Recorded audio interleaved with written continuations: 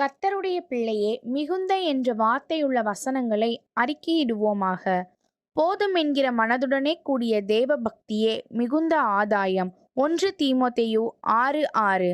எந்த சமயத்திலும் சகலவிதமான வேண்டுதலோடும் விண்ணப்பத்தோடும் ஆவியினாலே ஜெபம் பண்ணி அதன் பொருட்டு மிகுந்த மன உறுதியோடும் சகல பரிசுத்தவான்களுக்காகவும் பண்ணும் வேண்டுதலோடும் விழித்துக் கொண்டிருங்கள்.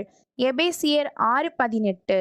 அதுபோல மனம் திரும்ப அவசியமில்லாத 99 நீதிமான்களை குறித்து சந்தோஷம் உண்டாகிறதை பார்க்கிலும் மனம் திரும்புகிற ஒரே பாவியின் நிமித்தம் பரலோகத்தில் மிகுந்த சந்தோஷம் உண்டாயிருக்கும் என்று உங்களுக்கு சொல்லுகிறேன். லூக்கா 15:7. கர்த்தருடைய நாமத்தினாலே வருகிற ராஜா ஸ்தோத்தரிக்கப்பட்டவர். பரலோகத்திலே சமாதானமும் உன்னதத்திலே மகிமையும் உண்டாவதாக என்று மிகுந்த சத்தத்தோடே தேவனை புகழ்ந்தார்கள். லூக்கா 19:38. மெய்யாகவே மெய்யாகவே நான் உங்களுக்கு சொல்லுகிறேன், கோதுமை மணியானது நிலத்தில் விழுந்து சாகாவிட்டால் தனித்திருக்கும், செத்ததே ஆகில் மிகுந்த பலனை கொடுக்கும். யோவான் 12:24. நானே திராட்சை செடி, நீங்கள் கொடிகள். ஒருவன் என்னிலும் நான் அவனிலும் நிலைத்திருந்தால் அவன் மிகுந்த கனிகளை கொடுப்பான். என்னை அல்லாமல் உங்களால் ஒன்றும் செய்யக்கூடாது.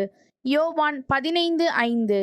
நீங்கள் மிகுந்த கனிகளை கொடுப்பதனால் என் பிதா மகிமைப்படுவார், எனக்கும் சீஷராய் இருப்பீர்கள். யோவான் 15:8. கர்த்தராகிய இயேசுவின் உயிர்த்தெழுதலை குறித்து அப்போஸ்தலர்கள் மிகுந்த பலமாய் சாட்சி கொடுத்தார்கள். அவர்கள் எல்லார் மேலும் பூரண கிருபை உண்டாயிருந்தது. அப்போஸ்தலர் 4:33. அவன் தேவபக்தி உள்ளவனும் தன் வீட்டார் அனைவரோடும் தேவனுக்கு பயந்தவனுமாயிருந்து ஜனங்களுக்கு மிகுந்த தர்மங்களை செய்து எப்பொழுதும் தேவனை நோக்கி ஜெபம் பண்ணி கொண்டிருந்தான்.